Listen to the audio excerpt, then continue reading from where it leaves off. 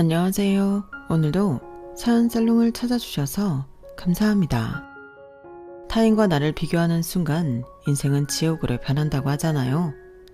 저는 지금까지 그 말을 실감하지 못했는데 이번에 경험한 일련의 사건을 통해 그 말이 틀리지 않았다는 걸 알 수 있었어요. 제 경험은 아니고 바로 저희 시아버지 얘기예요. 정확히는 제 친정아빠랑 시아버지 사이에 벌어진 일이었어요. 그 일을 계기로 두 집안 사이에 법정 싸움까지 벌어졌고 결국 저와 남편은 시댁과 연을 끊게 되었어요. 그러면 지금부터 저희 아빠와 시아버지 사이에 벌어졌던 황당한 사건을 전해드릴게요.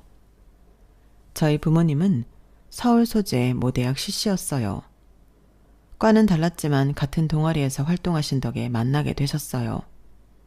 당시 군 제대 후 복학생이었던 아빠는 신입생이던 엄마를 보고 한눈에 반하셨고 주변에 얼쩡대는 남학생들을 모두 차단한 채 엄마를 사로잡는 데 성공하셨어요. 저희 엄마가 남학생들한테 인기가 많은 편이라서 아빠가 엄청 공을 들였다고 했어요. 두 분은 5년간의 연애 끝에 결혼을 하셨고 엄마는 결혼 후 전업주부로 살게 되셨어요. 생활이 넉넉해서 그랬던 건 아니고 결혼 당시 저희 할머니께서 건강이 안 좋으셨는데 마땅히 간병을 할 사람이 없어서 엄마가 직장을 그만두시고 시어머니 병수발을 해야 했거든요. 3년 동안 엄마는 할머니 대소변까지 받아내며 간병을 하셨어요. 그래서 지금도 아빠는 그때 일을 떠올릴 때마다 엄마한테 미안하고 고마운 마음이 들어서 그런지 자식들인 저랑 제 남동생보다도 엄마를 더 끔찍이도 아끼세요. 식당에 밥을 먹으러 가도 무조건 엄마 위주고 저희 남매 생일은 잊어도 엄마 생일은 절대 있는 법이 없었어요. 엄마 손에 무거운 짐을 들게 하는 일도 절대 없었고요. 그러다 보니 엄마 친구분들은 저희 엄마가 공주 대접 받으며 산다고 부러워들 하세요. 정작 아빠는 술잔이 들어갈 때마다 이러시는데 말이죠. 세상에 너희 엄마 같은 여자 없다. 신혼 초부터 병든 시어머니 병습을 한다고 신혼기간을 다 날렸잖아. 그뿐이니? 네 할머니 대소변까지 다 받아내며 얼마나 고생했어. 그런데도 단 한 번도 얼굴 한 번 찡그린 적 없었다. 자식인 나도 힘든 그 일을 자그마치 3년이나 하면서도 네 할머니한테 얼마나 지극정성이었나 몰라. 자식인 내가 다 고개가 숙여질 정도였어. 그런데도 사람들은 네 엄마가 남편 잘 만나서 고생 안 하고 산다 그러지? 다들 몰라서 하는 소리야. 결혼 잘한 건 네 엄마가 아니라 나라구나. 결혼을 잘한 사람이 엄마인지 아빠인지는 잘 모르겠지만 자식 입장에서 봤을 때 부모님의 이런 모습은 정말 보기 좋았어요. 나도 결혼한다면 이런 모습으로 살고 싶다고 생각할 정도로요. 그런 바람 때문이었을까요? 이성을 사귈 때마다 저는 이 남자랑 결혼한다면 어떤 모습으로 살게 될까? 그런 생각을 자주 했어요. 직업이나 학벌, 재력보다는 함께 인생을 살아가고 싶은 사람을 찾게 되었죠. 그렇게 선택한 사람이 바로 지금의 제 남편이었어요. 남편을 만난 건 제 고등학교 동창의 결혼식 뒤풀이 자리에서였어요. 제 남편이 신랑 친구였거든요. 사실 그때는 남편한테 별 관심이 없었어요. 자리가 좀 떨어져 있기도 했고 화려한 의상이 좀 부담스러웠거든요. 그런데 신혼여행에서 돌아온 친구가 전화를 했더라고요. 소개팅을 하지 않겠냐고요. 사실 그날 널 보고 소개팅 시켜달라고 조르는 사람이 있어. 그이 대학 동기인데 아마 너도 기억할 거야. 왜 하와이안 서치 입고 왔던 사람 있었잖아? 그 사람이야. 하필 그 많은 사람 중 내가 유일하게 별로라고 생각했던 그 남자라니 솔직히 실망을 했어요. 그래서 있지도 않은 일 핑계로 거절을 했는데 얼마 뒤 남편이 저희 회사까지 찾아왔지 뭐예요. 그런데 제가 기억하는 모습이랑 완전히 다른 거예요. 날티나던 차림과 정반대인 단정한 정장 차림으로 눈앞에 서 있는데 솔직히 멋있더라고요. 그런데 알고 보니 그날 남편이 그런 차림을 하고 있었던 데는 이유가 있지 뭐예요. 차 안에서 햄버거를 먹다가 셔츠에 케첩을 묻혔지 뭐예요. 곧 있으면 결혼식이 시작한 시간이라 어디 가서 옷을 살 수도 없고 어쩌겠어요. 차에 있던 걸 아무거나 집어 입었는데 하필 그런 셔츠라서 그날 욕을 엄청 먹었어요. 이번에 소개팅을 부탁하는데 친구놈이 그러더라고요. 결혼식에 그따위 옷을 입고 온 사람이랑 누가 만나주겠냐고요. 혹시 그 셔츠 때문에 소개팅을 거절한 건 아니죠? 남편은 초롱초롱한 눈으로 저를 바라보았는데 그 눈빛이 마치 간식을 앞에 둔 강아지 눈 같지 뭐예요. 그래서 저도 모르게 경계심을 늦추게 되었어요. 설마요. 제가 업무 때문에 시간을 내기 힘들어서 그랬어요. 기분 나쁘셨다면 죄송합니다. 라고 말은 했지만 정확히 그 하와이안 셔츠 때문이 맞았어요. 남의 결혼식이 그렇게 생각 없이 입고 오는 사람이라면 알만하다고 생각했거든요. 하지만 강아지 눈을 한 남자한테 어떻게 그걸 솔직하게 말하겠어요? 그런 거라면 다행이네요. 그 소개팅 따로 날 잡을 거 없이 지금 해요. 오늘은 일찍 퇴근하신 거 보니까 업무를 다 마치신 것 같은데 근처에서 맥주 한잔 어때요? 남편은 잔뜩 기대한 표정으로 말을 했고 저는 찔리는 것도 있고 해서 그 제안을 받아들일 수밖에 없었어요. 그렇게 우리는 예정이 없던 소개팅을 하게 됐는데 막상 만나서 얘기를 해보니 의외로 성격이 잘 맞더라고요. 그래서 그날 바로 사귀게 됐어요. 사귀면서 알게 된 건데 남편 부모님이 유명한 아기찜 가게를 하고 계시더라고요. 남편이 미리 말을 해줘서 안 건 아니고 저희 이모 때문에 어찌어찌 알게 된 경우였어요. 개모임 끝나고 점심 먹으러 아기찜 집에 갔는데 세상에 40분을 기다렸지 뭐야. 손님이 얼마나 많은지 점심시간도 아닌데 줄이 어마어마하더라니까. 그 말을 듣고 엄마도 저도 그 집 아기찜 맛이 궁금했어요. 얼마나 맛있길래 손님이 그렇게 많을까 생각했거든요. 그래서 남편과 만나 데이트를 하던 중 그 얘기를 꺼냈어요.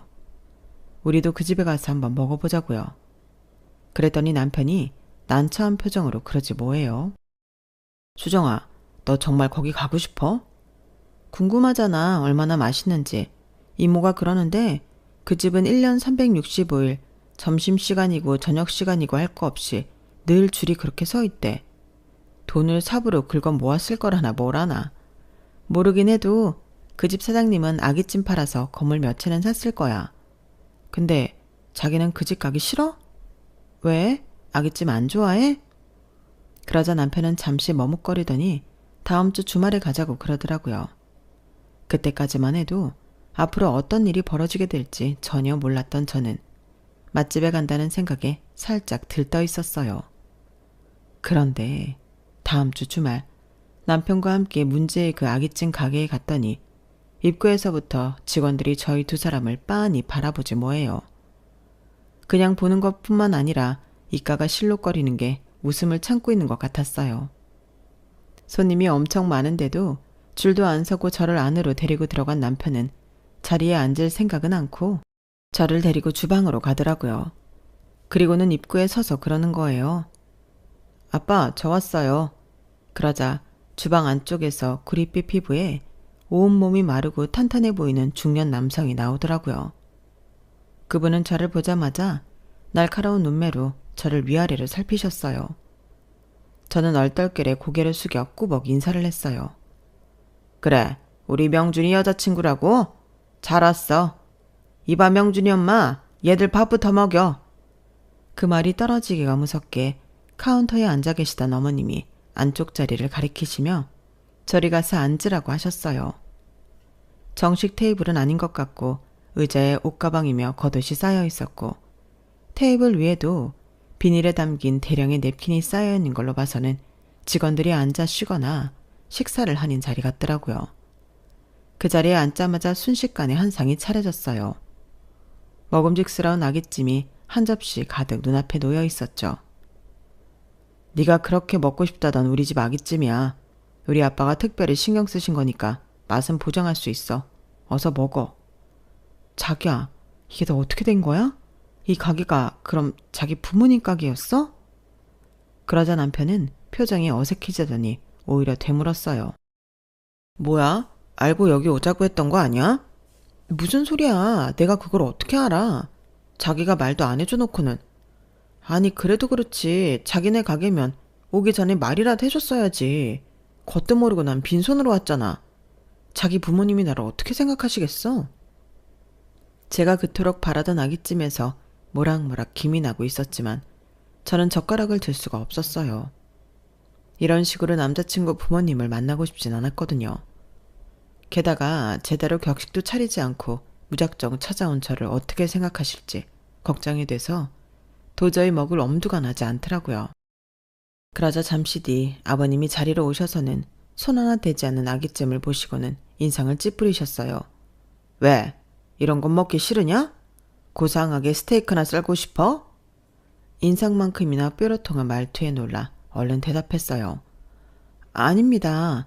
다들 바쁘게 일하시는데 저희만 먹는 게 죄송해서요. 괜찮으시면 같이 드시죠.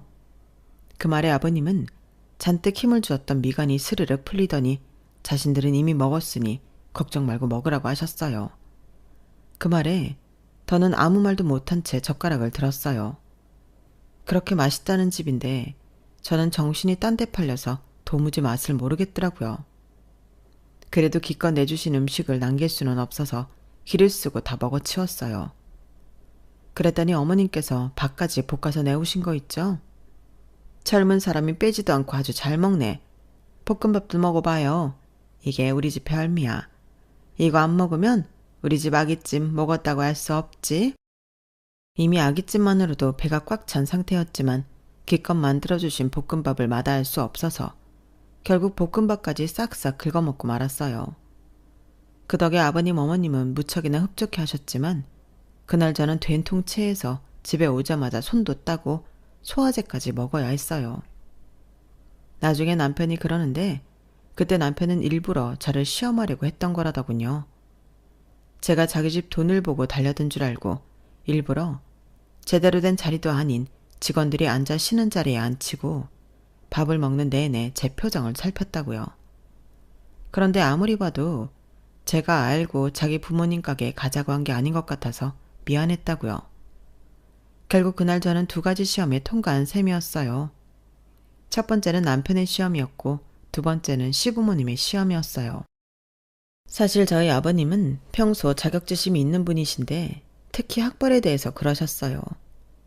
아들을 통해 제가 어느 대학을 나오고 부모님이 무슨 일을 하시는지 다 들으시고는 제가 내심 불편하셨던가 봐요.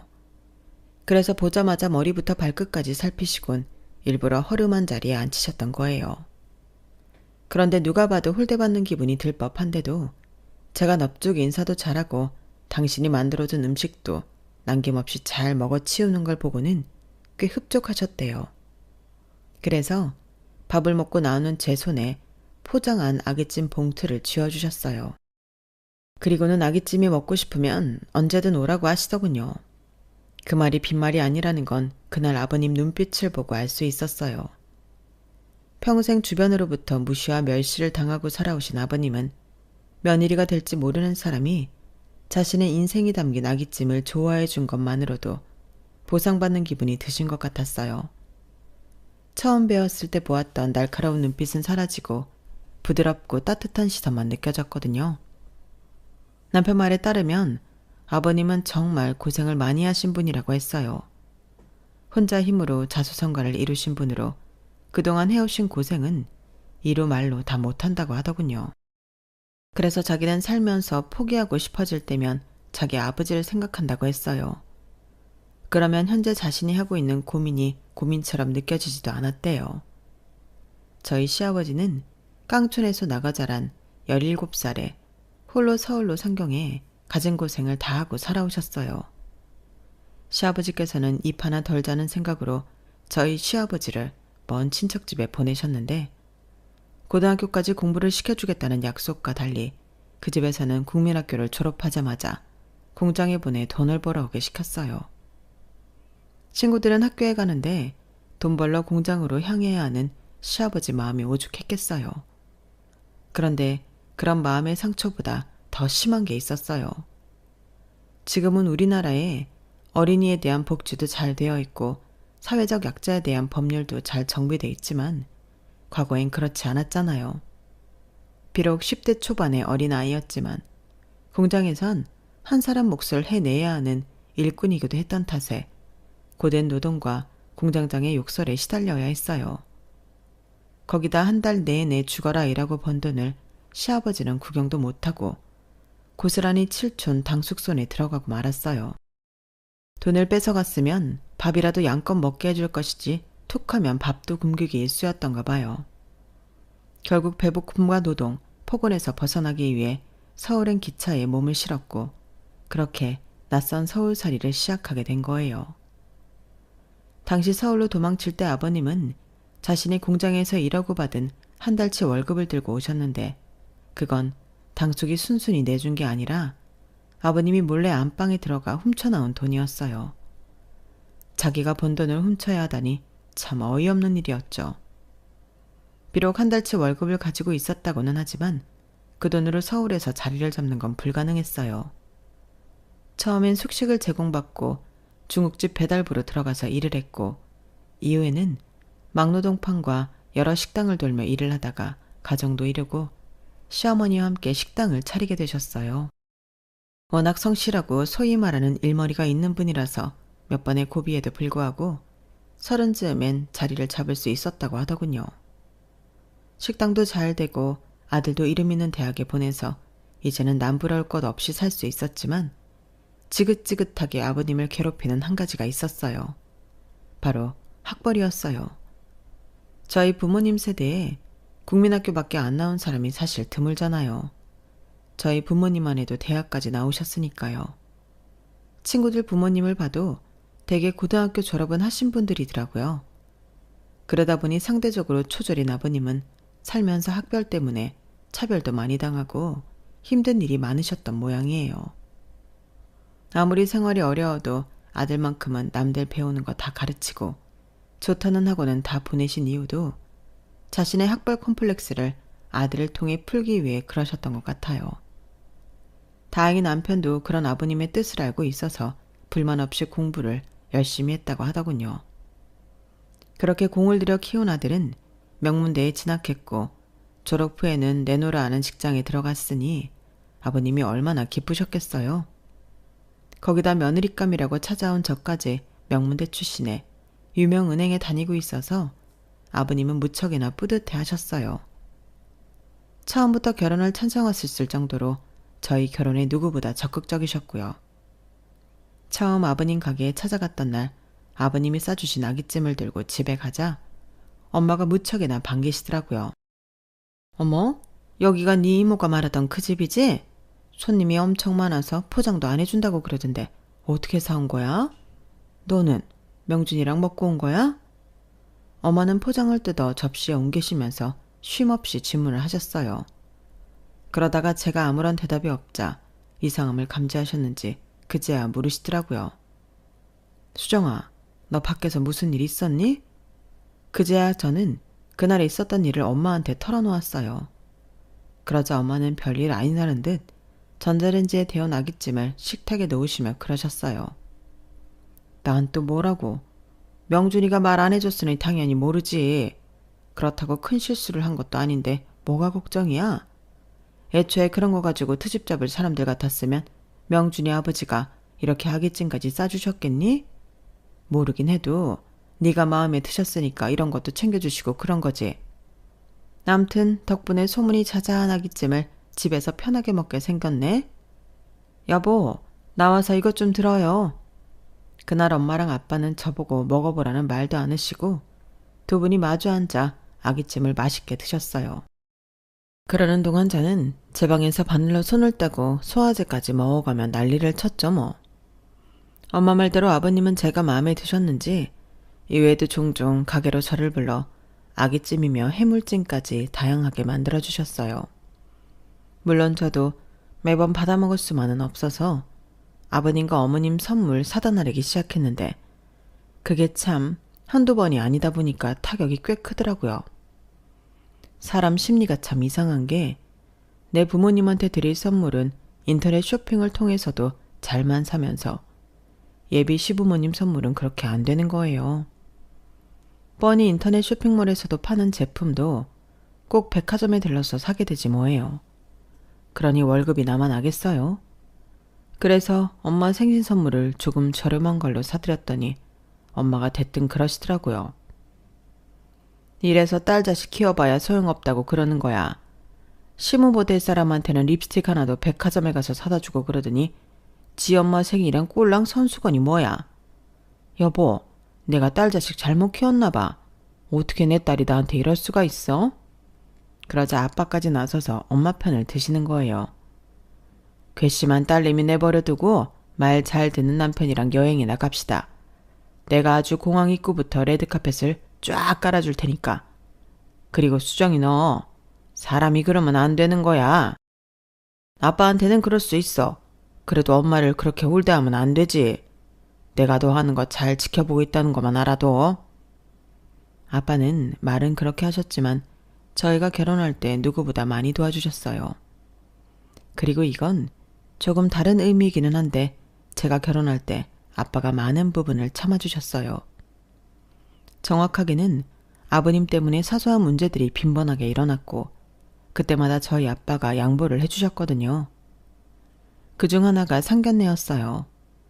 아버님 가게가 워낙 대박집이다 보니 가게를 비우고 나오시는 게 쉽지 않았어요. 직원들은 휴무일이 있지만 저희 시부모님은 쉬는 날도 없이 일을 하셨거든요. 남편 입학식이나 졸업식 때도 두 분 중 한 분만 참석을 하실 정도였으니까요. 그래서 상견례를 어떻게 해야 하나 고민이 많았는데요. 그때 아버님이 그러시는 거예요.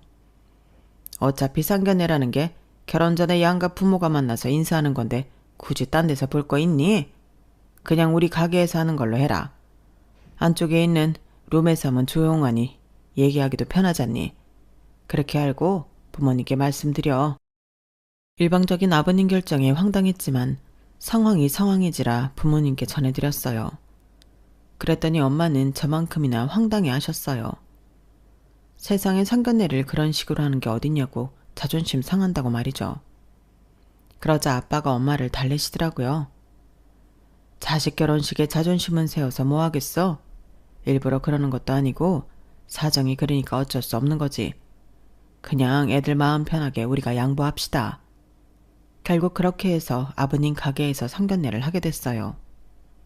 결혼식 날짜랑 장소, 신혼집 문제는 미리 정리가 끝난 상태여서 딱히 문제가 될 건 없었어요.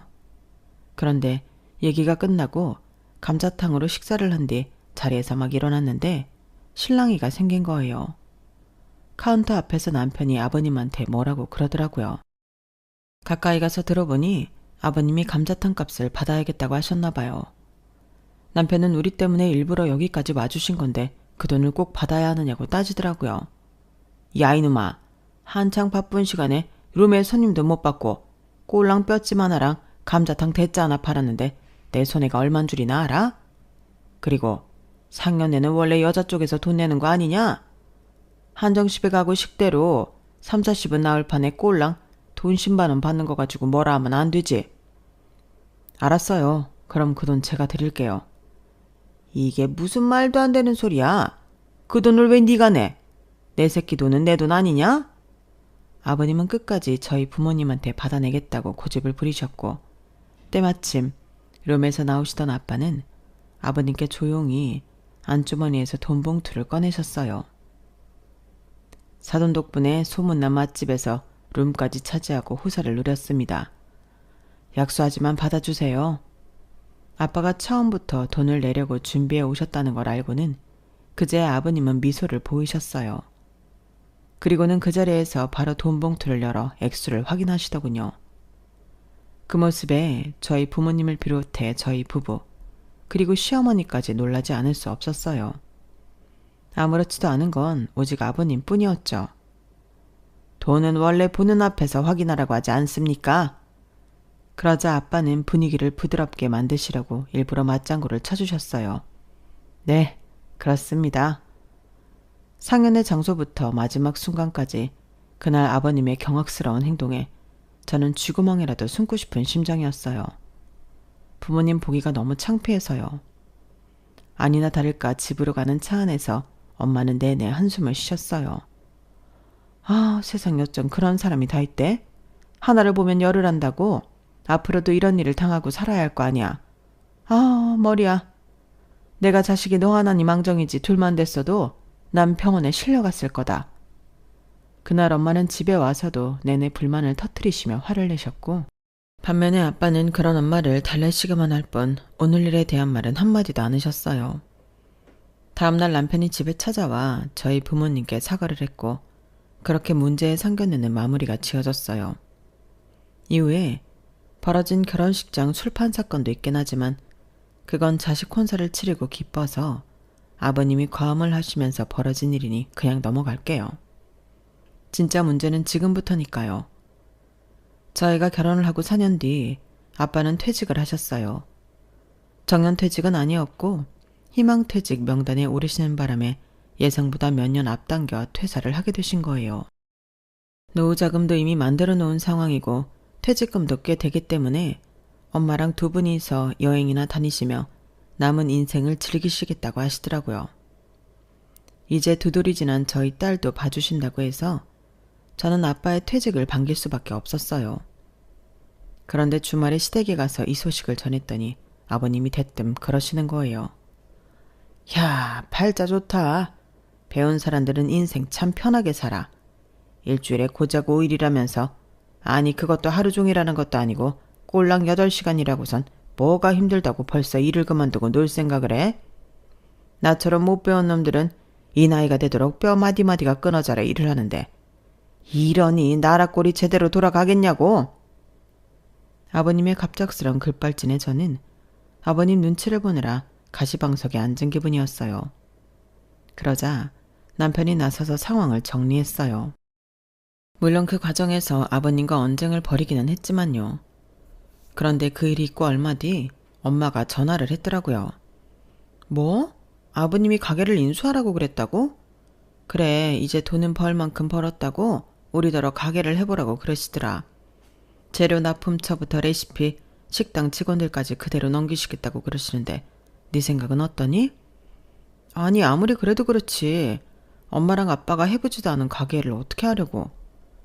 우리가 하려고 그러는 건 아니고 너도 알다시피 수혁이가 아직 자리를 못 잡았잖니. 미술한다고 유학까지 다녀와서는 아직 집 밥벌이도 못하고 사는데 저래서야 결혼은 하겠니?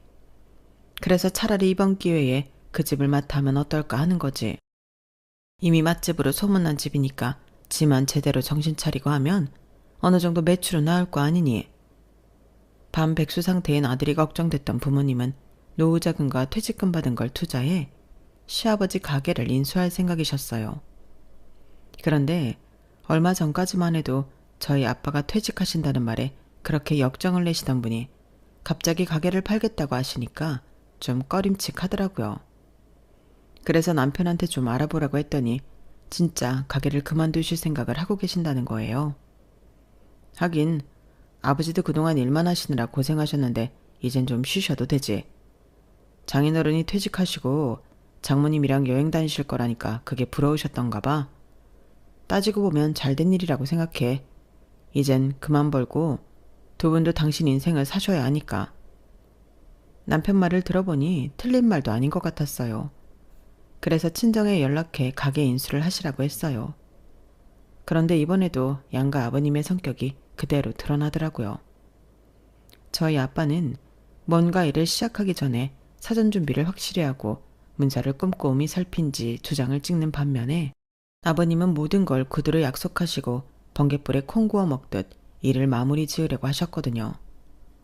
보다 못한 아빠는 직접 노트북 앞에 앉아 아버님과의 계약 조건을 문서화하셨고 변호사까지 공증을 받으셨어요.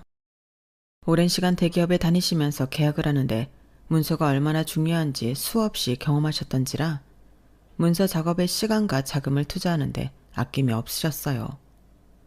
그렇게 양가 아버님은 계약서에 도장을 찍으셨고 제 동생이 직접 가게 일을 맡아 하게 되었어요.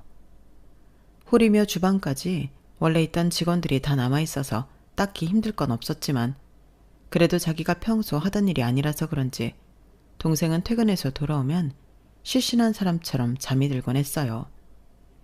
아빠가 가게를 인수한 뒤에도 여전히 매출은 높았고 그래서 동생은 아빠한테 빌린 돈을 금방 갚을 수 있겠다고 신나했어요. 그런데 3개월쯤 지난 시점부터 가게 매출이 줄기 시작한 거예요. 서서히 줄은 것도 아니고 한꺼번에 절반가량이 확 줄어버린 거였죠. 재료가 달라진 것도 아니고 서비스가 변한 것도 아닌데 갑자기 매출이 줄어버리자 부모님도 동생도 어떻게 대응을 해야 할지 몰라 했어요. 그래서 제가 직접 가게로 가보기로 했어요. 회사에서 바로 간 게 아니라 외부 미팅을 마치고 가는 길이라서 평소 다니던 길이 아닌 반대쪽으로 가고 있었는데 글쎄 동생네 가게랑 똑같은 간판을 단 집이 보이지 뭐예요. 새로 생긴 가게인지 간판도 깨끗하고 심지어 입구에 개업 때 받은 화환도 몇 개 남아있더라고요. 그런데 그 가게 앞에 줄이 길게 늘어서 있는 거예요. 신생 가게치고 이렇게 금방 손님을 끄는 가게가 있나 의아하던 그때 가게 안에서 앞치마를 두른 아버님이 나와 손님들과 인사를 하고 계시더라고요. 정 사장, 왔으면 안으로 들어오지 뭐하러 줄을 서고 있어? 우리가 남인가? 어서 들어와 어서. 이야, 천 사장네 가게는 자리를 옮겨도 여전히 대박이네. 전에 있던 건물은 곧 리모델링 들어간다고 빨리 자리 옮겨야 된다고 그러더니 아까 오면서 보니까 여전히 장사하고 있던데?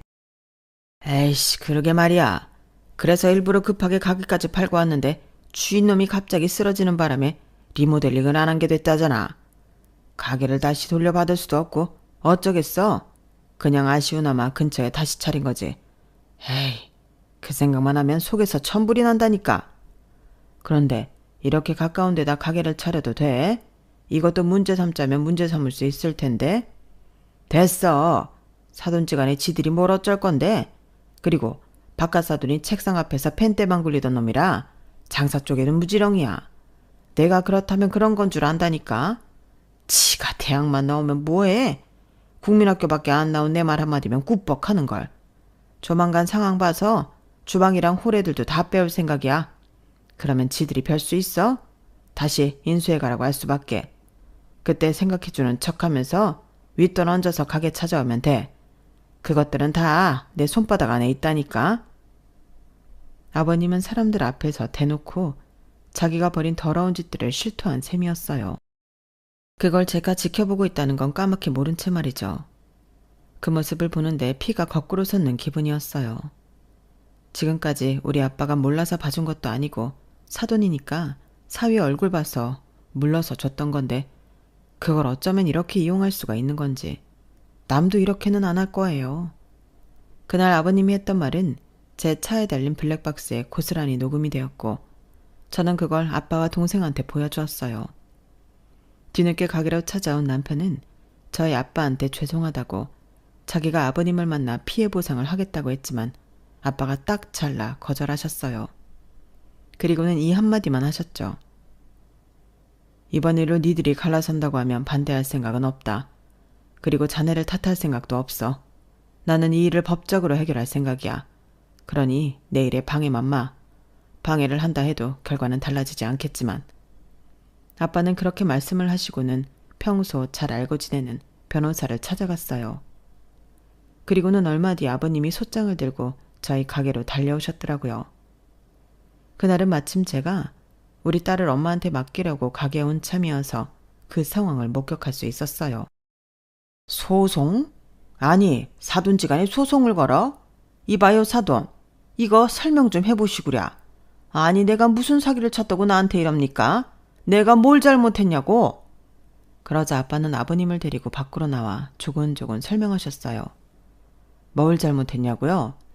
사돈은 계약서에 명시된 대로 우리한테서 영업 권리금을 다 받지 않았습니까? 그래놓고 인근에 같은 간판을 건 동종업체를 오픈했고요. 이건 상법 41조에 명시된 영업 양도인의 겸업 금지 조항을 위반한 겁니다. 10년 동안 동일한 시나 군에서는 동종 영업을 할 수 없다는 거 몰랐습니까? 그 말에 아버님은 뭔 소리를 하는지 모르겠다며 다짜고짜 화부터 내셨어요.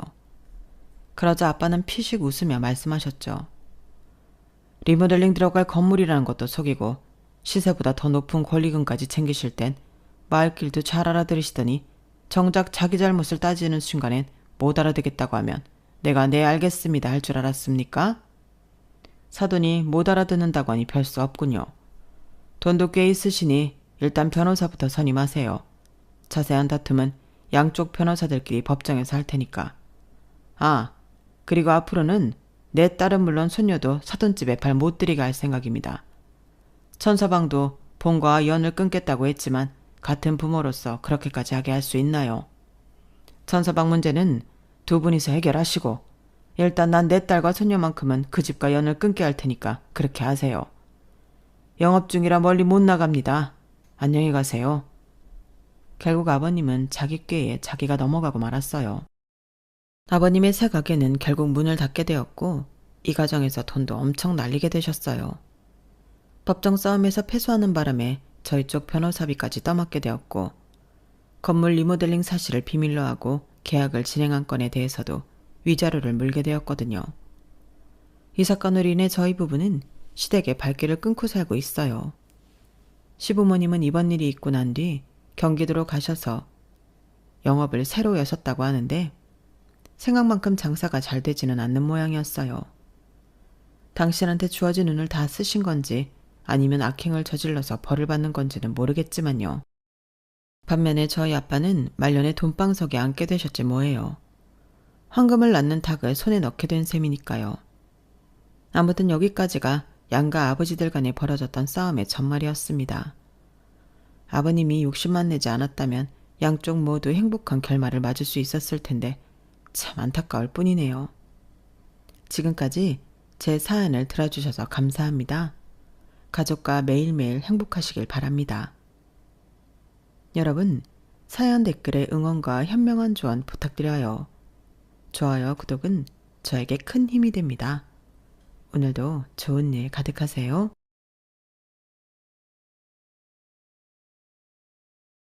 안녕하세요. 오늘도 사연 살롱을 찾아주셔서 감사합니다. 저는 얼마 전 기적이라는 단어를 온몸으로 체험했던 한 사람입니다. 제 나이 50이 넘어서 인생의 송두리째 뒤바뀌는 한 방을 경험하게 될 줄은 꿈에도 몰랐어요. 왜 소위 인생은 한 방이라는 말을 쉽게들 하곤 하지만 보통의 사람들에겐 그런 일이 평생에 한 번 있을까 말까 하잖아요.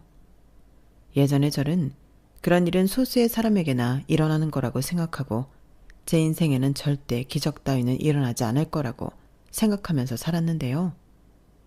최근 겪었던 일로 인해 그런 일이 제 인생에도 일어날 수 있고 또 단순히 금전적인 이익이 아니라 제 지난 인생 전체를 위로받을 수 있는 일이라는 걸 알게 되었어요. 저의 이야기가 누군가에겐 희망이 되길 바랍니다. 저는 옛말로 표현하자면 드센 팔자를 가진 여자였어요. 박복하다고도 하죠. 6남매 중에서 둘째이자 장녀로 자라면서 친정 부모님을 일찍 다 여의고 24살의 남편에게 시집을 왔거든요. 동생은 친척 고모집, 이모집 등으로 뿔뿔이 흩어지느라 결혼 이후에는 소식도 제대로 들을 수가 없었어요. 사실상 먹고 살 방도가 없어서 시집을 온 거나 마찬가지였기 때문에 시댁 식구들한테도 그다지 환영받지는 못했답니다. 특히 시어머니는 제가 손이 작다고 늘 꾸중을 하셨어요. 애들 아버지 밥은 이만큼씩 푸라고 했니 안 했니? 국도 국물보다 건더기가 더 많게 담으라니까. 남자들 밥은 전부 다 다시 푸거라.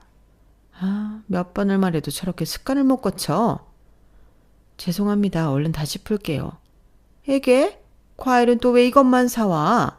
내가 돈 좀 더 써도 되니까 넉넉하게 사라고 했잖니. 과일 그거 하나가 너무 비싸서. 여기 너희 친정 아니고 우리 집이라고 우리 집. 우리가 무슨 커진 줄 아나. 신혼 초기 약 1년 정도는 매번 같은 일로 혼이 나기 일쑤였죠. 가난한 6남매 집안에서 크다 보니 저는 습관적으로 밥을 남길 정도로 푸질 못했는데 상대적으로 유복했던 시댁은 설령 밥이 남더라도 모자라게 푸는 걸 극도로 싫어했거든요. 그리고 그럴 때마다 형님은 시어머니를 말리는 듯 더 얄밉게 말을 하곤 했어요. 동서가 500원, 1000원 아껴서 저희 집안을 이렇게 세우려나 봐요, 어머님. 그래도 마음은 착한데 너무 나무라지 마셔요. 시집 올 때 금가락지에 송아지 한 마리까지 데리고 왔었다는 형님은 저와는 전혀 다른 시집살이를 하고 있었거든요. 시어머니는 형님의 그런 말들은 못 들은 척 하시고 틈만 나면 저에게만 일을 시키고 구박하셨답니다. 저는 아침부터 밤에 잠들 때까지 한순간도 마음 편히 쉬어보지 못하고 누군가 절 부르기만 하면 후다닥 뛰어가기 바쁜 생활을 했죠. 그래도 하늘이 보시기에 제 인생에 하나쯤은 기댈 구석이 필요하다고 생각했던 모양입니다. 그런 생활 중에도 저희 남편은 항상 저를 아껴주고 제 편이 되어주곤 했어요. 정임이가 그래도 엄마가 귤 좋아하니까 귤은 항상 많이 사오잖아. 엄마 아버지 드시라고 수정과도 직접 만들고 말이야. 그거 저랑 같이 만든 거예요. 형수는 옆에 앉아서 약 하나 먹고 수다나 떨었지 손에 물 한 방울 묻히지도 않았잖아요. 하여간 뭔 말을 못해. 서방님, 남자가요 너무 그렇게 애처가라고 소문나도 별로 좋을 거 없어요. 저는 좋은 거 쫓을 필요 없어서요. 이미 좋은 아내를 가져서 괜찮네요. 매번 얄밉게 얘기하는 형님 앞에서는 물론이고 시부모님 앞에서까지 남편은 늘 제 편을 들어주었어요. 남편이 제 편을 들기 시작하면 시어머니도 저에게 잔소리를 멈추시곤 했죠. 결혼 얘기가 오갈 때부터 제가 마음에 들었다던 남편은 속이 없는 사람인가 싶을 정도로 저한테 약했어요. 천성이 두부같이 말랑말랑한 그런 사람이었죠. 시아버지는 저에게 말 한마디 없으셨지만 오히려 남편에게 매번 잔소리를 하셨어요. 사내 자식이 지형처럼 관직 하나 딱 차지하지도 못하고 교우체국에서 어떻게 하면 위로 올라갈까 궁리하는 것도 아니고 그저 지 마누라만 보고 사니. 왜요? 그래도 저처럼 성실하다고 소문난 사람도 없어요, 아버지. 허구한 날 그래 자전거만 몰고 살아라. 자전거만 몰고 살아. 아유 속 터져. 남편은 우체부였는데 시아버지는 늘 그걸 마음에 안 들어 하셨거든요. 더 높은 자리로 승진하려는 욕심도 없이 항상 웃는 나지로 우편물 배달만 하는 남편이 영 못마땅하셨는지 시아버지는 오히려 저와 저희 아들을 가리키며 말하기도 하셨어요. 네 처랑 네 자식 생각해서라도 네가 야망을 가져야 할 것 아니냐? 네 형처럼. 저도 어떤 면에서는 시아버지가 답답해하시는 게 이해가 가긴 했어요. 하지만 어떻게 사람이 착하고 순한 동시에 야망까지 가질 수 있겠나요? 저는 저를 있는 그대로 좋아해주는 남편이 똑같이 있는 그대로 좋았어요. 그렇게 저희 시부모님의 잔소리를 각자 알아서 웃어 넘기며 마을에서 소문난 인꼬 부부로 살아가고 있었답니다. 하나뿐인 아들도 살뜰히 키우면서요. 그렇게 하루하루를 평범하게 살아가던 저희 가족에게 어느 날 갑자기 먹구름이 들이오기 시작했어요. 어느 날부턴가 시어머니가 자꾸만 기침을 하시더니 좀처럼 나아질 기미가 보이질 않는 거예요. 처음엔 감기가 심하게 들렸나 싶었는데 약을 먹고 꿀물을 한 손 마셔보아도 점점 몸이 안 좋아질 뿐이었죠. 결국 시어머니와 함께 병원에 갔더니 의사는 폐렴이라는 진단을 내리더군요. 하지만 그때까지만 해도 폐렴이 그렇게 심한 병인 줄은 잘 몰랐어요. 병원에서 치료를 잘 받고 약도 잘 먹으면 말끔히 나을 수 있을 거라고 생각했죠. 저희의 낙관적인 생각과는 다르게 시어머니의 병세는 자꾸 나빠지기만 했습니다.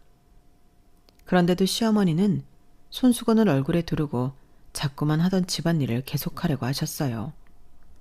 어머님, 제가 알아서 잘할 수 있다니까요. 이제 어머니가 말씀하시는 거 전부 달달 외우고 있잖아요. 아니면 제가 다 해놓고 어머님께 검사만 받을게요. 들어가서 쉬고 계세요. 이걸 너 혼자 어떻게 다 한단 말이냐? 됐다. 하루 종일 누워있어 봐야 기운만 빠지지.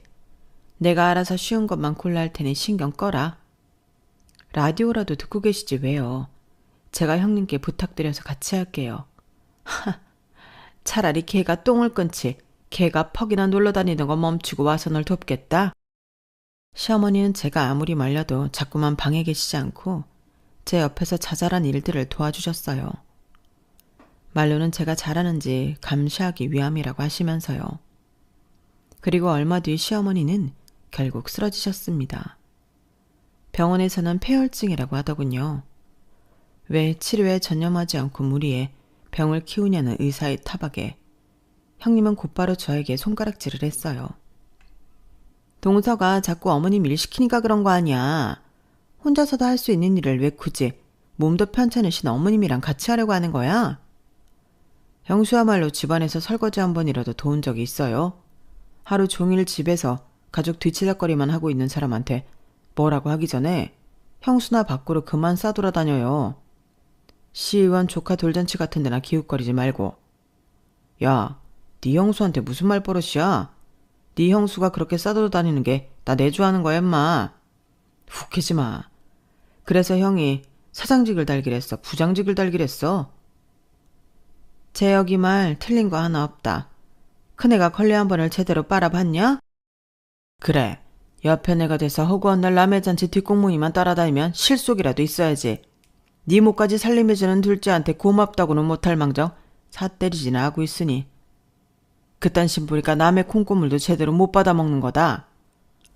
시아버지가 처음으로 남편 편을 들어주더군요.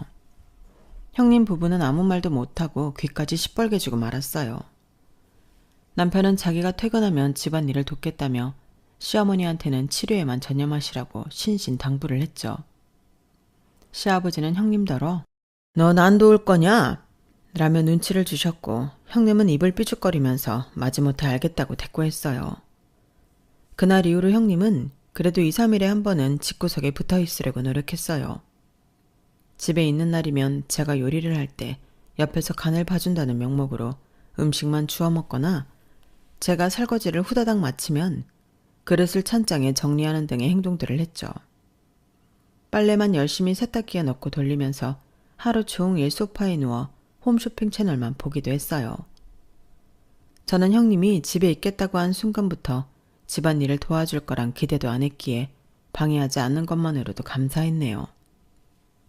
저는 집안일을 하는 것 외엔 전부 시어머니 간병만 했습니다. 시어머니는 딱 반년을 더 사시고 가셨어요. 가시기 두어 달 전부터는 말하기도 어려워하시면서 자꾸만 제 손을 붙들고 신신당부를 하셨답니다. 시어머니가 가고 나면 반드시 이 집을 나가서 살라고요. 재혁이랑 나가 살아. 나가. 재민이네 부부 옆에 있으면 니들만 죽을 때까지 손해야. 알겠어요, 어머님. 말씀 그만하시고 얼른 쉬세요. 재민이네는 돈에만 영혼이 팔린 애들이야. 이미 꼭 나가거라. 네, 어머님. 꼭 나가서 살게요. 그러면서 시어머니는 저에게 몰래 금가락지 4개를 건네주셨어요. 집 구할 때 보태라면서요. 아무한테도 말하지 말라고. 제 손을 계속 꽉 붙잡고 말씀하시던 시어머니는 그렇게 마지막까지 둘째 아들을 걱정하시다가 가셨습니다. 시어머니의 유품을 정리하고는 저는 고민 끝에 남편에게 금가락지를 보여주며 시어머니의 말을 전달했어요. 남편은 잘 알겠다며 자기가 돈을 더 모아보겠다고 얘기해 주었죠. 금가락지 4개만으로는 집을 구할 수는 없으니 남편이 어떻게든 일을 더 해서 돈을 마련해보겠다고요. 그리고 남편은 그때부터 정과는 완전히 달라진 태도로 일을 하기 시작했어요. 공휴일에도 나가서 일을 하고 밤늦게까지 해야 할 일이 있으면 전부 도맡아 하기 시작했죠. 성실하고 인망도 좋던 남편이 눈에 불을 켜고 일을 하기 시작하자 직급도 오르게 되었고요. 그런 남편의 모습에 시아버지가 참 흡족해 하셨답니다. 저도 가만히 있을 수는 없었기에 동네에서 상일이라도 조금씩 받아와 일을 하기 시작했어요. 그런 저희를 보고 아주버님과 형님이 갑자기 돈귀신이 붙었냐며 놀리는 소리를 해도 저희 부부는 입을 꼭 닫고 조용히 돈을 모았죠. 겉으로는 아들이 학교 가면 뒷바라지를 해줘야 하지 않겠냐는 말만 반복하면서요. 그렇게 한결같이 일하며 몇 년이 흘렀습니다. 어느덧 저희 아들도 무럭무럭 자라 걷고 뛰고 학교도 가는 청소년이 되어갈 무렵이었어요. 당시 저희 부부는 조금만 더 돈을 모으면 내년, 내후년에는 나가서 살 수 있을 거라는 희망이 차오른 상태였습니다. 남편은 틈틈이 동네에 빈집이 나왔다고 하면 이것저것 자세히 알아보고는 저에게 와서 말해주곤 했어요. 이번에 나온 집은 어디에 있고 어떤 집이라서 금액이 얼마고 하는 얘기들을요. 어느 동네가 괜찮은지 우리 아들이 다닐 중학교가 어디가 좋을 건지 하는 얘기들도 말이에요. 그렇게 저희가 매일같이 부푼 꿈을 안고 잠들던 어느 날이었어요. 제 박복한 팔자가 제 행복을 시샘이라도 하듯 인생을 송두리째 뒤흔들어 버리더군요. 살이 애는 듯이 춥던 어느 겨울날 남편은 밤 늦게까지 야근을 해야 한다며 저에게 전화를 걸어 먼저 자고 있으라고 했어요. 남편의 전화를 받고 조심히 오라는 안부 인사를 건넨 뒤 저는 잠에 들었죠. 그런데 새벽 4, 5시쯤 번쩍 눈을 떠보니 옆자리가 여전히 비어있는 거였어요. 온기가 전혀 없는 게 이상했던 저는 집안을 샅샅이 뒤져보았는데요. 남편이 들어온 흔적이 하나도 없는 겁니다. 불안한 마음에 남편 사무실로 전화를 걸어보아도 아무도 전화를 받질 않았고요. 불길한 직감에 저는 일단 급하게 외투만 챙겨 입고 남편의 사무실 쪽으로 걷기 시작했어요. 설마 사무실 안에서 잠들었겠지 하는 마음으로 종종 걸음을 걷던 저는 비탈길에서 쓰러져 있는 남편의 자전거를 보고 심장이 쿵 떨어지는 것만 같았습니다. 정신없이 주변을 둘러보며 남편을 찾았죠. 남편은 비탈길에서 옆으로 새어있는 골목길 전봇대 밑에 쓰러져 있었어요. 저는 남편의 모습을 발견하자마자 미친 사람처럼 그 주변 대문이란 대문은 미친 듯이 두드리기 시작했죠. 여기 119 좀 불러주세요. 사람이 쓰러졌어요. 구급차 좀 불러주세요. 제 찢어질 듯한 비명에 놀라 사람들이 하나둘씩 창문 밖으로 고개를 내밀기 시작했고 몇몇 사람이 즉시 신고를 해주었어요. 그리고 남편을 안고 있는 저에게 다가와 무슨 일인지 살펴보기도 했죠. 저는 울면서 계속 병원에 데려다 달라는 말만 반복했는데 한 아저씨가 착 가라앉은 소리로 절 달래더라고요. 이보세요. 이미 늦었어요. 정신 좀 차려보세요. 이거 참. 나중에 들었는데 제가 남편을 발견했을 때 이미 남편은 맥박이 뛰지 않는 상태였다고 해요. 그 아저씨가 남편의 맥을 짚어보고 저에게 그런 말씀을 하신 거였던 거죠. 하지만 당시엔 제가 너무 정신이 없어서 그 아저씨의 말을 이해하지 못했었어요. 남편과 앰뷸런스를 타고 병원으로 이동한 뒤 남편은 곧바로 사망 판정을 받고 시체 안치실로 이동했습니다. 저는 병원 관계자들의 안내를 하나도 듣지 못하고 주저앉아서 울기만 했어요. 조금 뒤에 소식을 들은 가족들이 헐레벌떡 달려와 저 대신 절차를 진행해 주었죠. 평소 무뚝뚝하시기만 하던 시아버지가 제 한쪽 팔을 붙들고 계속 저를 챙겨주셨어요. 지금 생각해보면 시아버지도 크게 놀라셔서 손끝이 파랗게 식었던 것 같네요. 그럼에도 시아버지는 장례식 절차를 모두 마칠 때까지 절 챙겨주셨습니다. 덕분에 정신없는 와중에도 조문객들에게 너무 예의 없지 않게 상주 노릇을 할 수 있었던 것 같아요. 남편이 떠난 뒤 저와 제 아들은 한동안 얼굴에서 그림자가 사라지질 않았어요. 아직 중학생인 아들을 봐서라도 제가 힘을 내고 싶었는데 좀처럼 그게 잘 되지가 않더군요. 혼자 집안에 남겨진 날이면 하루 종일 숨죽여 울기만 하고 밥도 제대로 먹지 못해 저는 하루가 다르게 말라가기만 했어요. 집안일도 전처럼 제대로 할 수도 없어 매번 아주버님과 형님의 짜증을 들어야만 했고요. 동서, 요즘 빨래 대충 해? 저번에 여기 와인 자국 났으니까 손빨래로 제대로 얼룩 지우라고 했잖아. 동서, 사람이 얘기하는데 어딜 보는 거야? 아, 진짜 짜증나 죽겠네. 정신 좀 차려. 아이씨, 이게 찌개야 국이야. 이걸 지금 먹으라고 내놓은 거야? 엄마가 있을 때는 좀 하는 것 같더니 엄마가 쉰 지 얼마나 됐다고 벌써부터 빠져가지고 이딴 식으로 요리하는 거야. 밥상에 수저 하나 제 손으로 올려본 적도 없는 주제에 입 다물어라. 국이 많으니 밥이랑 먹기도 좋구만 뭐가 불만이야? 먹기 싫으면 넌 나가서 먹어라. 아주버님과 형님이 저에게 볼멘 소리를 할 때면 시아버지가 늘 나서서 제 편을 들어주시곤 했어요. 속으로는 너무 감사했지만 당시엔 제가 감사하다는 표현도 잘 못하고 그저 미련하게 입만 꾹 닫고 앉아 있었네요. 그런 시간이 몇 주 지났을 무렵 저는 어느 날 의외의 전화를 한 통 받게 되었어요. 김재혁 씨, 아직 이 집에 관심이 있으신가 해서요. 집주인이 빨리 처분하길 원해서 값이 전보다 좀 내려갔거든요. 남편이 생전에 틈틈이 집을 알아봤다더니 진짜로 복덕방 사장님과도 얘기를 했을 줄은 몰랐어요. 가격을 들어보니 저희가 준비해놓은 금액으로 충분히 갈 수 있는 곳이었고 남편이 전에 얘기했던 저희 아들이 다닐 만한 중고등학교도 근처에 있는 집이었기에 저는 그곳으로 이사를 가기로 결정했습니다. 새로운 곳으로 가면 저도 제 아들도 새로운 시작을 할 수 있을 거라는 생각이 들었거든요. 저는 시아버지께 그날 바로 모아두었던 돈으로 옆 동네에 이사를 가고 싶다고 말씀드렸어요. 시아버지는 조금 놀라신 눈치였지만 그렇게 하라고 곧바로 허락을 해주셨답니다. 아주버님과 형님은 그런 돈이 어디서 나서 집을 구했냐, 그동안 이 집에서 먹이고 재워줬더니 배신하고 나가는 거냐, 이래서 머리 검은 짐승은 거두는 게 아니다 등등 별 소리들을 해댔죠. 하지만 저는 그런 말들을 귓등으로도 안 듣고 최대한 빠른 시일 내에 짐을 옮겨버렸습니다. 그리고 한동안은 그곳에서 아들과 둘이 무탈하게 사는 것에만 집중했어요. 그 뒤로 2년간의 시간이 흐르고 저희 아들이 고등학교를 가고 저는 한 세탁소에서 안정적인 일을 구하고 나서야 저희 모자는 그늘 하나 없이 평온한 일상을 즐길 수가 있었습니다. 시어머니와 남편의 기일에도 명절에도 구겨진 마음 없이 지낼 수가 있었어요. 그때까지 시댁에서는 명절이나 가족 행사가 있을 때만 저를 불렀고 그렇게 불러냈을 때도 어김없이 저에게만 일을 시켜댔어요. 매번 하던 거니까 내가 일일이 안 봐줘도 되지? 동서가 알아서 홍동백서 그 뭐야 하여튼 잘 차려놔? 홍동백서요 형님. 어쨌든 알아서 할 테니 가 계세요. 그거나 동서 은근히 이사가고 나서는 꼬박꼬박 말대꾸를 해. 이제 자기 집도 있다 이거야? 나랑 자꾸 맘먹으려고 하네?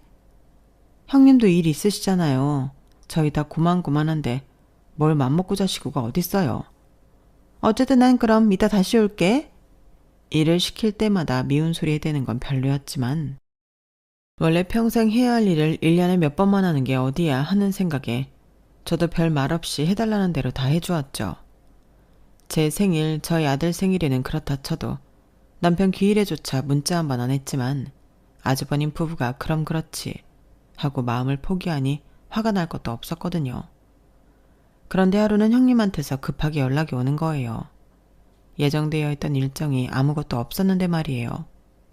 동서, 얼른 땡땡병원으로 좀 와봐.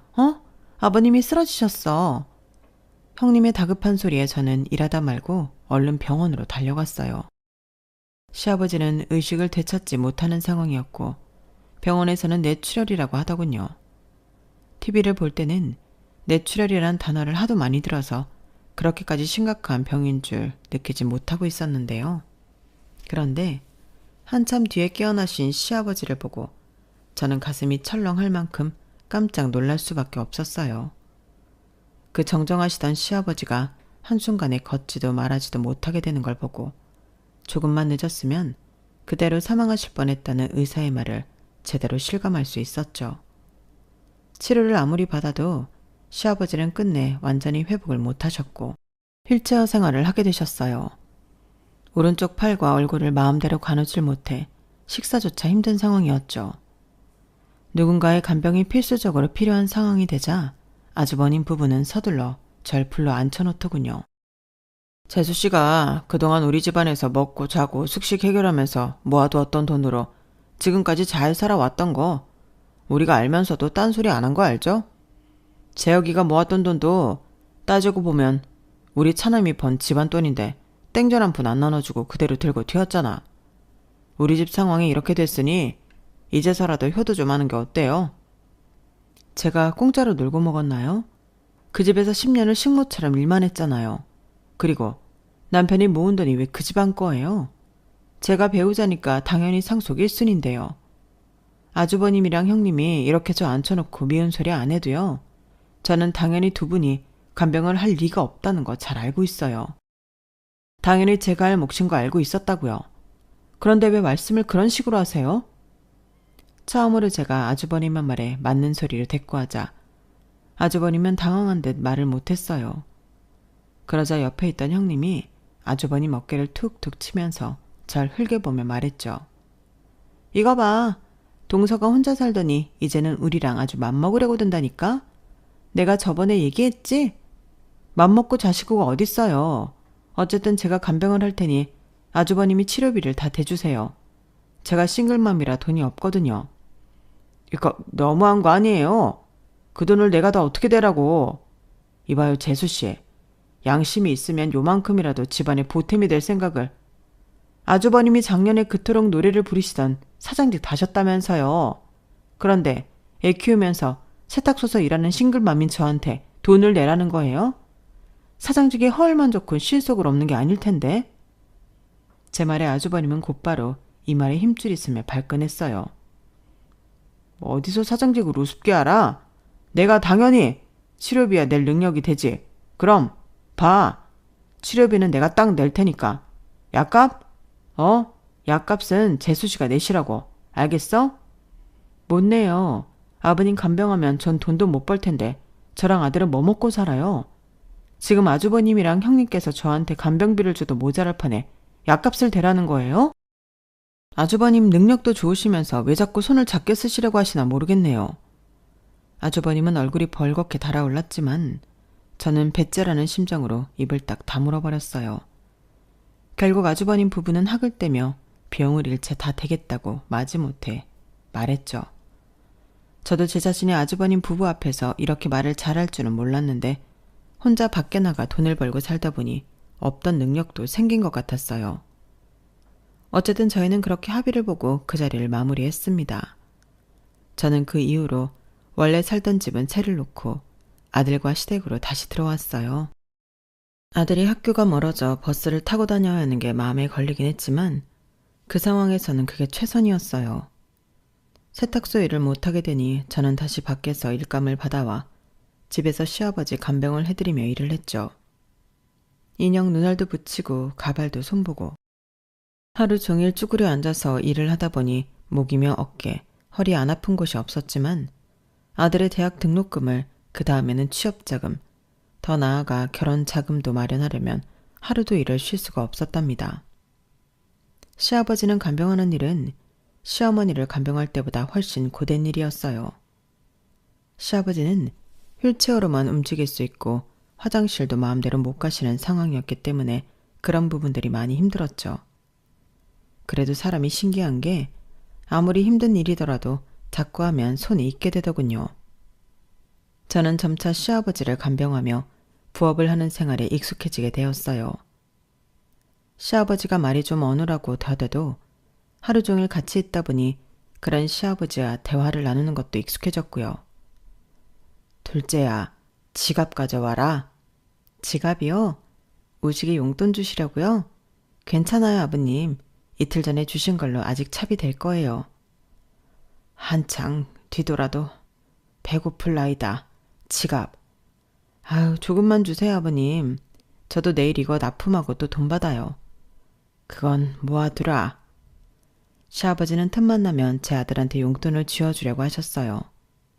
그런 모습이 질투가 났는지 아주버님이나 형님이 자기 아들한테도 용돈 좀 달라고 하면 그건 또 딱 잘라 거절하셨죠. 우리 현우는요, 아버님. 현우 이번에 복학해서 돈 많이 들어가는데. 고개만 젓지 마시고요. 아니, 우식이는 아직 고등학생인데 뭐 한다고 자꾸 용돈을 주세요? 우식인 전교 1등이다. 참나, 우리 현우도 까탑이었거든요. 지방대 겨우 가놓고. 아우, 됐어요, 그럼. 참나.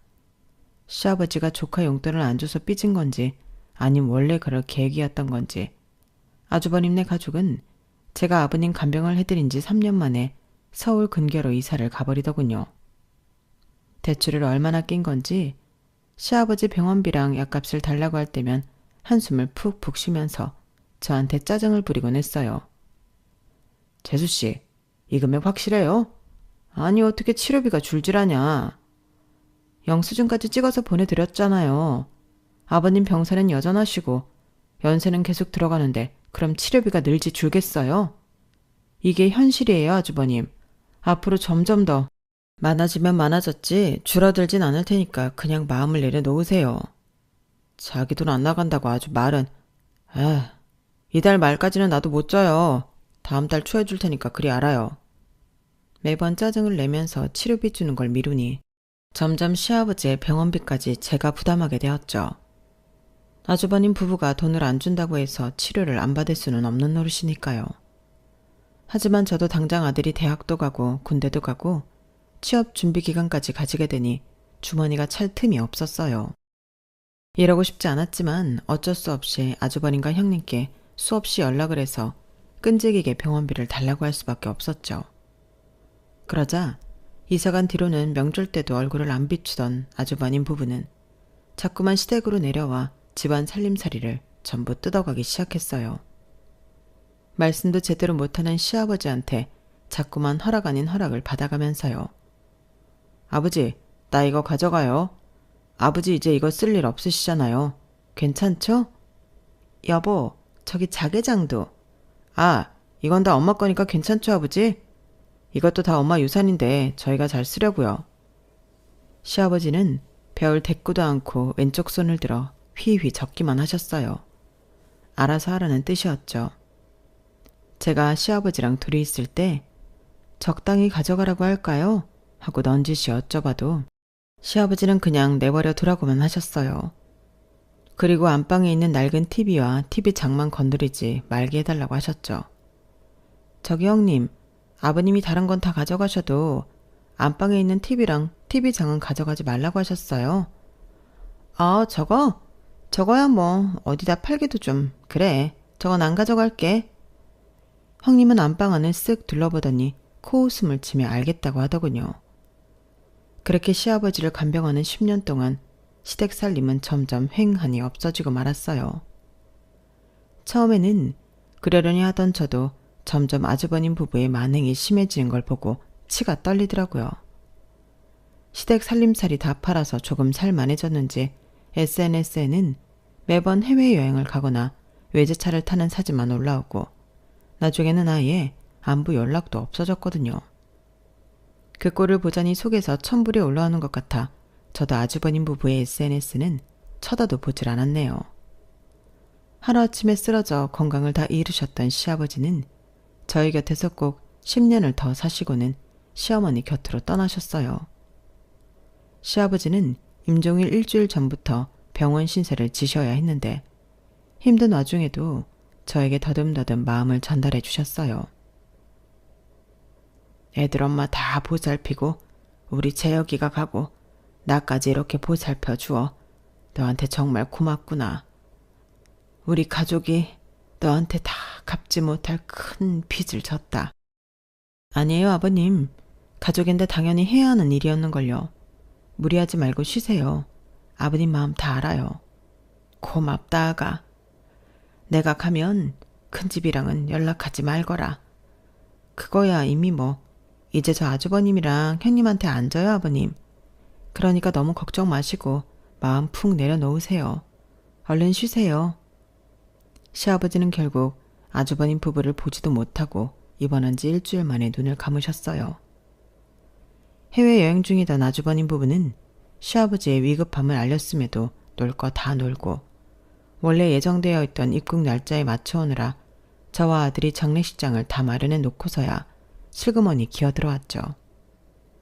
저는 그쪽은 터다도 보지 않고 그저 찾아주신 조문객들에게만 열심히 인사를 드렸어요. 아주버님 부부도 딱히 저에게 먼저 말을 걸거나 쓸데없는 잡담을 하진 않더군요. 그렇게 장례를 마치고 시아버지의 변호사가 찾아와 유언장을 읽어주었습니다. 내용은 조금 충격적이었죠. 고 김봉수 씨의 안동 땅 1300평 일대는 장남인 김지민님에게 남기셨습니다. 또 장손인 김현님에겐 땡땡은행의 현금 자산을, 손자 김우식님에게는 고 김봉수 씨의 자택을, 둘째 며느리인 나정임에게는 이걸 남기셨네요. 변호사가 제 앞에 내밀어준 건 낡은 빨간색 돼지저금통이었어요.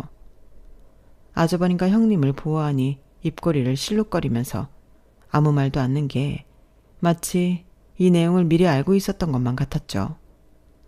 사실 저에게 아무것도 남겨주지 않으셨다고 해도 마음에 큰 타격이 없을 거라고 생각했었는데 막상 한쪽 귀가 하얗게 바랜 낡은 돼지 저금통이 제 앞에 놓이니 조금 서운한 마음이 들긴 하더라고요. 저금통은 반쯤 채워져 있었는데 보아하니 이래저래 생긴 잔돈을 모아두었던 것 같았어요. 그래도 아버님이 동서 고생한 건 아셔서 이렇게 챙겨주시네. 나봐. 나한테는 아무것도 안 남겨주셨는데 말이야. 겉으로는 아쉽다 어쩐다 소리를 하면서 형님의 입가에는 미소가 사라지질 않았어요. 유산으로 뭘 받았든 저는 시아버지의 마지막 유언은 지킬 참이었습니다. 저놈의 집구석이랑은 연락도 하지 말고 지내야겠다는 유언 말이에요. 그래서 아주버님네 부부가 어떤 소리를 하던 대꾸도 않고 아들과 함께 집으로 와버렸죠. 시아버지가 가시고 나서 저희는 시댁집을 처분할까 고민하다가 그냥 계속 지내기로 결정했어요. 미우나 고우나 우리 아들이 장성할 때까지 붙어있던 곳이라서 정이 잔뜩 들어버렸거든요. 그리고 무엇보다 아들이 그 집을 참 좋아했고요. 요즘 같은 때 이런 한옥은 찾기 어렵다면서 이 집에 들어오면 마음이 편안해지는 것 같다고 했죠. 시아버지를 보내드린 뒤 저는 그 집에서 여전히 일을 받아와 하루 종일 사부작거리며 일을 했어요. 혼자 있는 게 적적해 강아지도 한 마리 키우며 때때로 하늘도 보고 바람도 쐬며 고즈넉하게 살았죠. 그렇게 한 해가 금방 다 가고 시아버지의 첫 번째 기일날이었습니다. 저는 아침부터 시아버지 제사상을 차려드렸어요. 술 따르고 절해줘야 할 큰아들은 코빼기도 비추지 않으니 저와 아들이 둘이서 간단히 제사를 드렸고 식사를 시작했죠. 생선뼈를 발라내던 아들이 갑자기 저에게 시아버지가 남긴 돼지 저금통에 대해 묻더군요.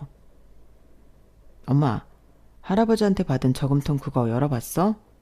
아니, 그걸 뭘 또 열어봐. 그래도 선물인데. 응? 선물이니까 열어봐야지. 그럼 할아버지가 정말 저금통을 선물로 주셨겠어? 저금통 안에 있는 돈을 선물로 주셨겠지. 그거 대충 보니까 막 10원짜리, 100원짜리들이던데 열어서 뭐 어디에 쓰게? 내가 얼마 전에 계좌 정리를 싹 했는데 저런 돈도 은근히 긁어모으면 꽤 커. 어딨어 저금통? 그걸로 엄마 옷도 사입고 밥도 시켜먹고 그래. 아들은 밥을 먹다 말고 안방에 있던 저금통을 가져왔어요. 반만 찬 저금통의 윗부분을 도려내자 안에 있던 내용물들이 모습을 드러냈죠. 그런데 이상한 점이 있었어요. 동전들을 살짝 쓸어내자 그 안에서 작고 빨간 복주머니가 나오는 겁니다. 복주머니만 빼내 그 안을 꺼내보니 작은 쪽지와 열쇠가 나왔어요. 안방 TV장 뒤 금고 열쇠. 쪽지에는 이런 내용이 적혀 있었고 아들과 저는 눈을 동그랗게 뜨고 얼른 안방으로 갔습니다. TV장을 당겨보니 그 뒤편에는 정말로 금고가 있었어요. 서둘러 금고를 열어보니 그 안에는 상상도 못하는 것들이 있었습니다. 제 얼굴만한 묵직한 골드바와 함께 건물 등기 서류가 있는 거였어요. 서울에 있는 건물 세 채가 모두 시아버지 명의에서 제 명의로 변경되어 있었죠. 그 안에는 이미 시아버지가 증여세까지 전부 지불한 내용과 형님의 사인이 들어간 서류도 있었습니다. 아주버님과 큰 조카한테 시골 땅과 현금 자산을 물려주면 그 이상의 상속분은 전부 포기한다는 내용의 각서였어요. 그 모든 내용을 본 저희 모자는 어안이 벙벙해졌죠. 저는 저도 모르게 다리가 풀려 주저앉으면서 눈물을 한바탕 쏟아냈어요. 그동안 조금이라도 시아버지에 대한 서운한 마음이 있었던 게 너무 죄송했고 또 시아버지가 아주버님과 형님으로부터 저를 보호하기 위해서 불편한 몸을 이렇게까지 준비해 주셨다는 게 너무나 큰 감동이었죠. 저와 아들은 그 서류를 들고 유언장 발표를 해주었던 변호사를 찾아갔고 변호사는 이미 생전에 시아버지와 얘기가 다 끝난 일이라며 곧바로 모든 법적인 처리를 끝마쳐 주었어요. 우스갯소리로 저금통은 1년 동안이나 안 열어볼 줄 몰랐다는 변호사의 말에 저도 눈물을 흘리다가 웃어버리고 말았네요. 그렇게 저희가 숨겨진 시아버지의 유산을 받는 동안 아주버님과 형님은 시아버지께 물려받은 땅을 팔아 아파트 대출금을 드디어 다 갚았다며 좋아하더군요. 그게 그렇게 자랑하고 싶었는지 굳이 가는 길에 저희 집을 들려서 잔뜩 자랑을 하고 갔어요. 그러다 문득 집안을 둘러보더니 의아한 듯 얘기하더군요. 근데 동서, 집이 뭔가 풍요로워졌다? 뭐가 이렇게 많이 생겼어? 예전에 형님이랑 아주버님이 전부 빼갔던 살림살이 다시 채운 것 뿐이에요. 이거 원목이야? 이렇게 비싼 걸 동서가 어떻게 사? 혹시 아버님한테 뭐 따로 받은 거 있어? 네, 형님이 그 땅 1300평이랑 현금 자산만 다 가져가시면 아무것도 더 바라지 않겠다고 쓴 각서요. 그게 저금통 안에 있더라고요. 그 말에 형님은 얼굴이 하얗게 질린 채 말도 없이 절 노려보곤 가버리더군요. 그러더니 며칠 뒤 아주버님과 함께 잔뜩 화가 난 얼굴로 저희 집을 다시 찾아왔어요. 어떻게 자기들을 그렇게 속일 수가 있냐면서 제가 정신이 온전치 못한 시아버지를 꼬드겨서 유언장을 그렇게 바꾸게 시켰다는 모함을 해댔어요. 집안에 여자 하나 잘못 들이면 풍비박산 난다더니 어떻게 우리 가족한테 이딴 짓을 저지를 수가 있어. 변호사랑 말씀하세요. 전 더 할 말 없습니다. 그 땅 팔아봤자 꼴락 2억 나오는 거 현금도 고작 몇 천만 원 쥐어줘 놓고 생판 남인 재수 씨한테 그 건물을 다 준다는 게 말이 돼? 어디서 내가 두 눈을 시퍼렇게 뜨고 있는데 사기를 쳐? 내가 이거 아주 명명백백히 법대로 해결할 거야. 네, 법대로 해결하세요. 저야 잘못한 게 없어서요. 얼마나 평소 행실을 제대로 못하고 사셨으면 부모님이 전부 돌아가시면서 아주버님이랑 형님하고는 말도 섞지 말라고 하셨을까요? 몸도 불편하신 아버님이 왜 이렇게까지 고생하시면서 유언장을 만드셨을까요? 그건 생각 안 해보셨어요? 이게 어딘 뚫린 입이라고? 법대로 하자면서요. 왜요? 한 대 치시게? 그것도 명명백백히 법대로 하는 거죠? 제가 눈 하나 깜짝 안 하고 맞받아치자 아주버님은 아무것도 못하고 울불만 토하며 형님과 같이 나가버렸어요. 그리고는 그 길로 변호사를 알아본 것 같더군요. 하지만 시아버지는 유언장을 적으실 때 본인의 건강 기록, 치매 검사 여부 등 어떻게든 아주버님 부부가 딴지를 못 걸게 모든 조치를 다 취해놓고 가셨어요. 결국 두 사람은 소송에 참패했고 아파트 대출금 대신 소송 비용을 빚으로 떠안게 되었죠. 저는 그 모든 과정에서 두 사람을 눈꼽만큼도 봐주지 않고 10원 한 장까지 받아낼 수 있는 건 다 받아냈답니다. 지난 세월 동안 그저 참아주고 묵인해주고 살았더니 두 사람이 점점 더 돈에 미친 괴물들이 되어가는 걸 제 눈으로 똑똑히 봤으니까요. 소송이 모두 끝난 이후 아주버님 부부와 저는 몇 년째 연락 하나 없이 서로 얼굴도 안 보고 잘 살고 있어요. 저는 그동안 운전을 배워 면허를 따고 차를 샀어요. 그리고 틈틈이 서울로 올라가 건물을 관리하고 오곤 한답니다. 그 외의 시간에는 노인 요양원에 가서 어려운 분들을 돕는 일을 하고 있고요. 대기업에서 일을 하는 저희 아들은 지난 몇 년간 예쁘게 사귄 여자친구와 올해 가을에 결혼식을 앞두고 있어요. 다른 건 몰라도 아들을 장가 보낼 때 남부러울 것 없이 장가 보낼 수 있다는 게 그렇게 기쁠 수가 없네요. 시아버지가 저에게 남겨주신 귀한 돈으로 저는 앞으로도 저희 아들을 위해 그리고 어려운 형편에 있는 분들을 위해 노력하면서 살아갈 계획이에요. 그러기 위해서 저의 앞날이 늘 건강할 수 있도록 많은 응원 부탁드릴게요. 여러분도 건강하세요. 여러분, 사연 댓글에 응원과 현명한 조언 부탁드려요. 좋아요와 구독은 저에게 큰 힘이 됩니다. 오늘도 좋은 일 가득하세요.